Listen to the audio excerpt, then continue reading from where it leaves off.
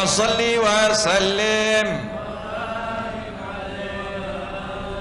Bismillah walhamdulillah wassalatu wassalamu ala rasulillah sayyidina wa nabiyina Muhammad ibni Abdullah wa alihi wa sahbihi wa man walah wa la hawla wa la quwwata illa billah, amma ba'du.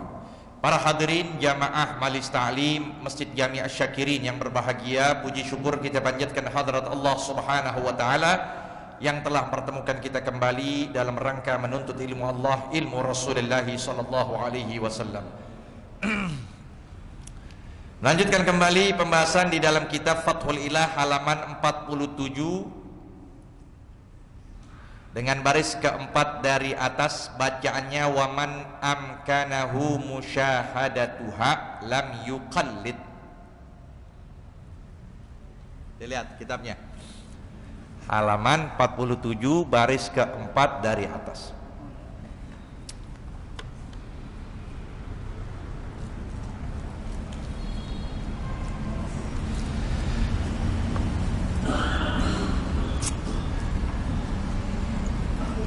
Ya, langsung saja diterangkan. Bismillahirrahmanirrahim. Qala al-musannif rahimahumullah wa nafa'ana bihi wa bi ulumihi fid dharain amin radhiyallahu ta'ala anhu. Wa man amkanahu musyahadatuha lam yuqallid. Dan siapa orang memungkinkannya menyaksikan ainul kiblah,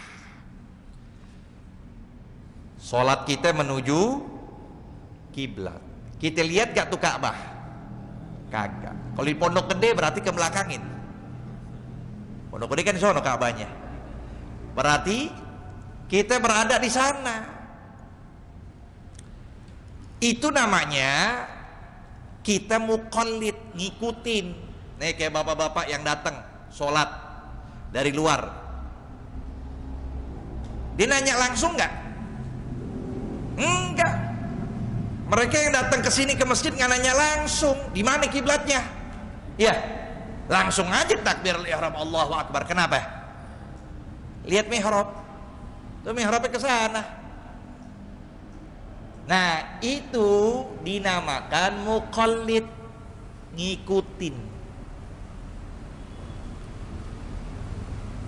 Kalau kita tidak memungkinkan untuk mata kita memandang Ka'bah, maka wajib ngikut. Enggak boleh mujtahid. Artinya mujtahid ngambil keputusan sendiri. Begitu pula kita beragama. Kita punya agama apa? Islam. Ya. Nggak bisa kita setiap hukum kita putuskan sendiri. Beda hal kalau memang kita mampu memahami Al-Quran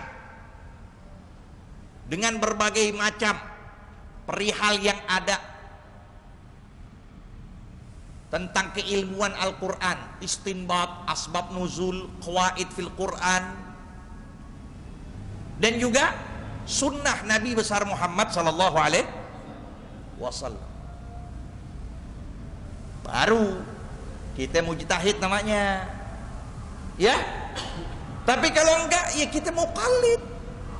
Makanya kita muqallid ngikuti 4 siapa itu? Imam Abu Hanifah. Kedua Imam Malik. Ketiga Imam Syafi'i. Bukan Bang Bi'i. Syafi'i. Jangan Sapi'i, jangan. Syafi'i. Yang keempat Imam Ahmad bin nih. Jadi setiap apapun urusan ibadah, muamalat, munakahat, jinayat, selalu kita bermuara dan bersandar kepada 4 mazhab. Tuh dia begitu. Karena kita apa tadi itu? Muqallid, ngikut. Makanya ada seorang imam Al-Hafidh Hujjatul Islam Al-Imam Abdurrahman As-Suyuti. Beliau sempat mengaku sebagai mujtahid mutlak. Artinya apa? Bisa bikin madhab sendiri. Apa yang terjadi? Disodorkan masalah harus dia pecahkan dengan sumber Quran dan hadis Rasulullah. Nggak boleh ngikut kepada imam-imam yang lain. Setelah beliau perhatikan, beliau konsentrasi, beliau ijtihad, mentok. Ya. Padahal seluruh disiplin ilmu beliau telah membuahkan hasil karyanya. Dari tafsir, dari hadis, dari semuanya. Ya. Sampai apa? Sampai beliau mengaku mujtahid mutlak, bikin madhab sendiri. Pas disodorkan masalah-masalah, beliau punya jawaban, tapi jawaban Imam Syafi'i.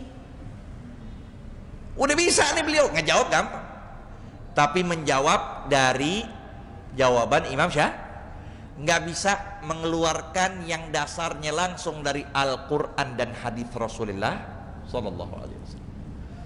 Maka dari situlah beliau mengakui dan beliau kembali lagi kepada mazhab Imam Syafi'i. Begitu semua.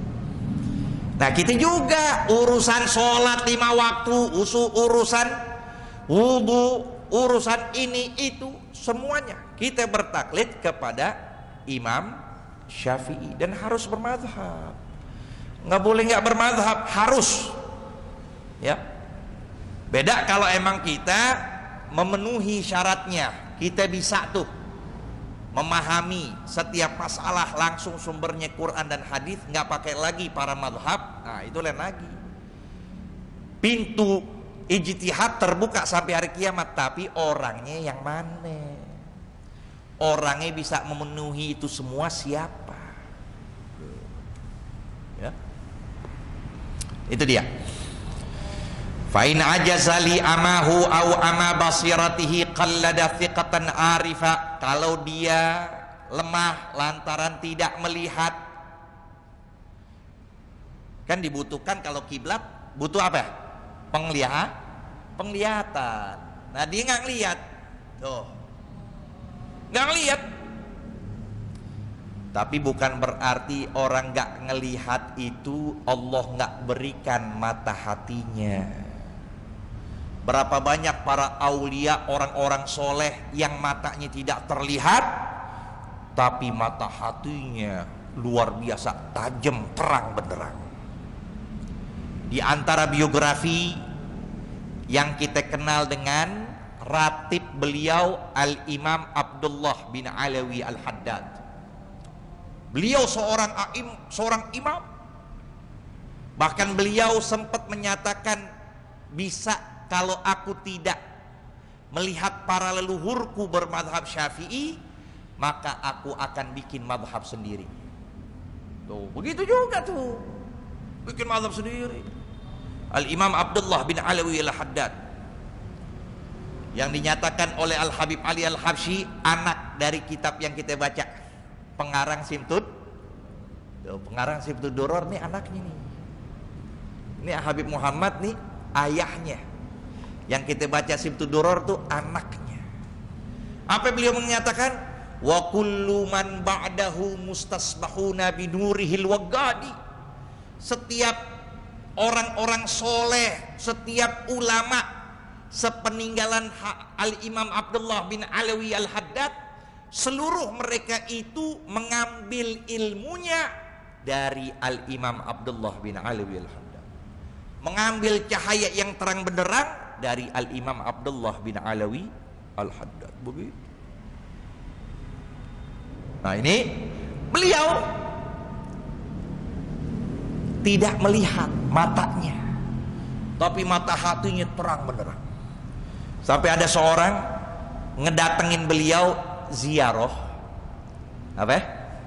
Ziarah. Kita taunya ziarah ke Kober terus sih. Ucapan ziarah itu kita datengin orang-orang soleh, datengin orang baik, baik ketika hidupnya atau ketika itu ziarah namanya. Ada seorang ziarah Imamul Haddad, ketika Imam Haddad masih hidup, pengen mau belajar. Pas ketika di hadapannya, dia tahu Imam Haddad nggak ngelihat. Dalam hatinya ngegerutu nih, ya, dalam hatinya ngegerutu. Dikatakan, ya, aneh pengen belajar sama orang nggak ngelihat. Apa yang terjadi nih? Perhatiin.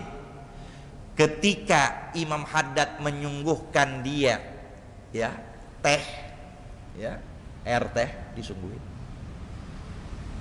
Lagi dia bicara begitu, diungkapkan langsung dari lisannya beliau Imam Al-Haddad. Dia katakan, ya akhi la tashrab syahi, jangan kau minum teh tuh,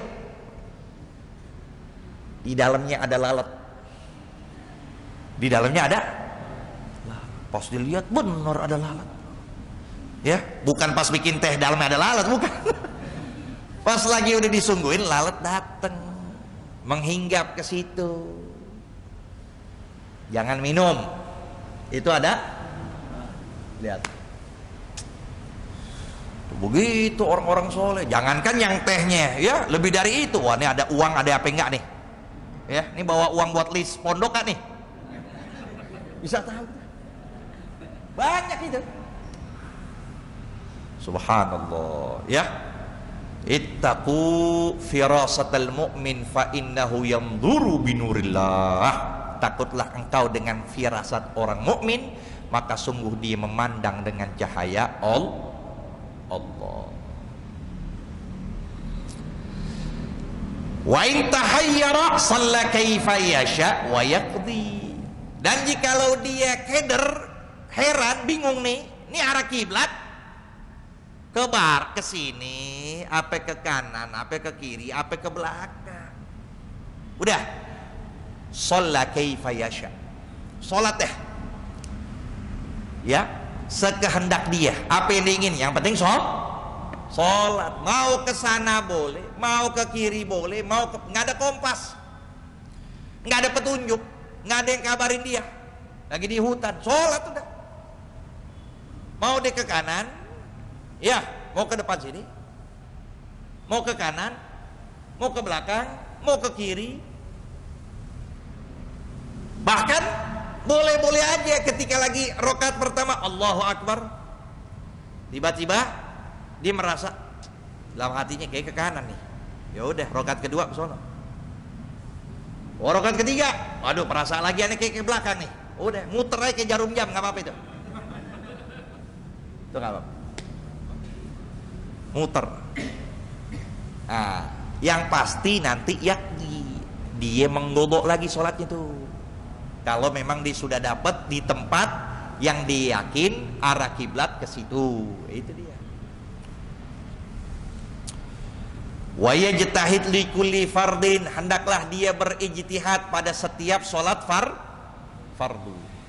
Fa in tayaqqana al-khata fiha wa ba'daha istanafaha. Nah, ini begini. Itu dia tuh. Kalau tadi kan ragu. Ingat deh, perhatiin ini masalah. Kalau tadi ragu, dia muter lagi ke kanan, nggak apa-apa. Muter lagi ke kanan nggak apa-apa.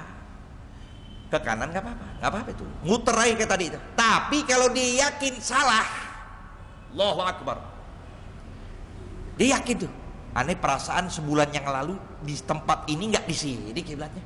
Dalam hati gitu, nggak ngomong. Kalau ngomong batal dia. Oh, di pikiran tuh. Nah, kalau seandainya berada di dalam sholat, dia yakin khotok, salahnya, maka apa yang harus lakukan? Istaknaf. Apa? Ulang lagi dari awal. Berarti itu batal tuh. Itu batal tuh. Kalau dia yakin salahnya. Boleh yakin? Tapi kalau ada orang lagi kita sholat Allah, kita yakin sini, ada orang yang kabarin, salah pak, lagi sholat nih, kita kiblat Allah, kita langsung dikabarin, dibisikin atau didengerin suara, pak salah. Apa yang kita harus tindak? Diam. Ini blow on nih orang, ini ngomong salah, mesti geser dong kitanya. Salah pak, tetap harus begini, arah kita pokoknya. Beda kalau digeserin. Tuh, salah Pak, salah. Yang benar mana? Batal kita itu ngomong kita. Iya kan? Terus aja udah sholat. Jadi maaf ya, maksud kita kalau dipegang gitu ya Pak. Jadi harus dipegang. Iya, no, punya cimande dia langsung. Damprat kita. Bener, pegangin gitu. Jangan ngomong salah Pak, salah. Ya, kabarin di mana? Boleh pegangin ya. Boleh, atau kabarin Pak di sebelah kiri. Pak di sini Pak, diajarin, diarahin. Ya. Jadi ya. Wa in taghayyar ijtihaduhu amila bitsani fi ma yustaqbal. Tuh kan. Kalau seandainya berubah ijtihadnya berubah, tadi itu rakaat pertama dia amila bitsani. Ya, lakuin yang kedua. Kerjain yang kedua. Berarti yang ijtihad pertama jangan dipakai. Perasaannya ke kanan, ya udah kan. Atau pada waktu yang kedua tuh, misalnya gini, maghrib di kesini, pas isya di kesini, ya, maka yang maghrib bener, sekalipun yang isya nggak boleh ngikutin yang maghrib, tapi harus ke ijtihad yang isya. Nah, wala godok lil awal, dan tidak digodok pada sholat maghribnya, nggak perlu sholat maghribnya digodok. Karena dia udah ijtihad dan dia yakin. Itu. Ya. Beda halnya kalau sudah isya ke sana. Selepas sholat isya diberitahukan ke sana ke sini salah, yang benar ke sono. Maka nanti maghrib dan isyanya digobok. Ini kan lagi dia sendirian di hutan. Ya kan? Di hutan gak ada orang. Jadi maghrib ke sana, pas isyanya ada ke sini. Pas subuh ke sono. Udah, nggak apa-apa, nggak ada godok buat dia, sah tuh sholat. Beda kalau dari ke sana pas habis salam isyanya ada orang ngabarin ke sana ke sini salah, benar ke sana. Nah, itu maghrib sama isya wajib di faslun. Sampai sini dulu. Wallahu a'lam. Rabbi zidna ilma warzuqna